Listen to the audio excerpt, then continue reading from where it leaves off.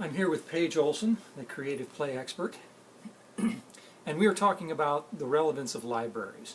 In a previous video, we've discussed how critically important creative play, allowing our children to have time to play creatively in an unstructured environment, is.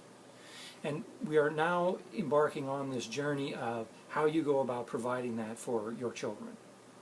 One of the critical important points as the child flies on their magic carpet, one of those 4 critical points is gathering data, gathering information, which the library is uniquely suited for. Paige is going to go over how this is, how she feels libraries are best utilized. Right. Libraries, first of all, I'm not against electronics. I'm against how they're used today. I'm against the overuse. And I also believe that electronics is difficult for somebody when you don't know the question, you don't know the search word. Yeah. And the neat and unique thing about libraries is you don't need to know anything to find something. As the librarian, Mr. Turner here in Seattle, head of the Seattle Public Libraries, refers to as serendipitously being able to discover a book next to a book you were looking for, and in that book discovering something you never knew existed and never knew about. And think about how many of those things our young children, you know, in their lives they come up against. They just don't know. Today, right now, I want to talk about a part of the library I think is wholly underutilized, and that's the children's nonfiction section. It's a part of the library my children and I spent a lot of time in, because we would crawl down those aisles and pull books off the shelf and meet a world that we didn't know or understand, from occupations to history to ingenious ways of looking at things, and the world of animals. How does this all tie into this need our children have for this unstructured creative play? First of all, if you don't have any ideas, you can't play. You got to have stuff coming in and stuff going out. Right. And if all you have environment that's so structured that you run out of ideas, you run out of stuff to play, then the richness of your play is I don't want to say damaged, but it's not there. You don't. Well, basically, what you're saying is, if you've never heard of an astronaut, how can you play like one? Exactly. Okay. And if you've never heard of bolts, belts, and pulleys, you can't incorporate them into your play. Right. So that's why going to the library, finding things you didn't know, coming in contact with things you didn't know existed,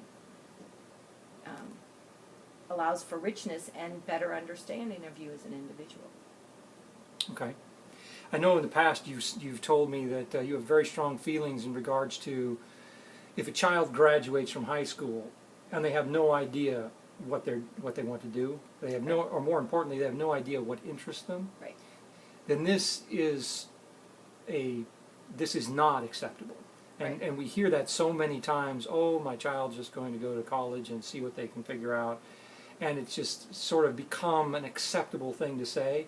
And your feeling is that is not acceptable, and that is indicative of a child who has been raised in an environment that has not exposed that child to enough different things, Right. so that they have gravitated toward certain interests. Exactly. Obviously I don't know every child out there, and there's many different personalities and temperaments and all that kind of thing, but I really strongly believe that if a child is allowed to come in contact with enough stuff, they'll find something, whether it's a hobby, a job, but they'll have an interest, and that interest will provide them direction for past K-12 education, and you start getting a better idea of a trail or a journey. Right. And where that begins is as a child in the library. Go to the nonfiction part of the library, because there they can find the ocean, they can find the mountains, they can find everything and anything. And it'll be in books that are great storybooks. For example, this series of books, Childhood of Famous Americans, is one of my very favorite series. And I own quite a few of them, as a matter of fact. This one's about Henry Ford. And here's the difference between 1914 and 2014, 100 years. Henry Ford, now he was in the 1800s, late 1800s, but still, even in 1914 in Seattle, horses, ran your fire trucks. So many things that Henry Ford came up against still in the industrial age would be what a child, our grandfather, walking through downtown Seattle would have come up against. Part of the story talks about the day, one of the many days he and his brother went to town because he was raised on a farm. And they talk about how rich that experience was. They talk about the sights and the sounds and the smells of town. He'd slipped away and was standing by the door, peering inside. Think about standing by a door of a building today. What do you see? You see a greeting table and a desk, and everything's hidden behind. But what he saw was the magic world of belts and pulleys and the smell of hot oil and metal within his reach. He wasn't going to go in because kids knew that they shouldn't. But just by walking down the street, the machine shop, the watchsmith shop, the candy store, the apothecary store, all these stores, they could look inside. Adults greeted them.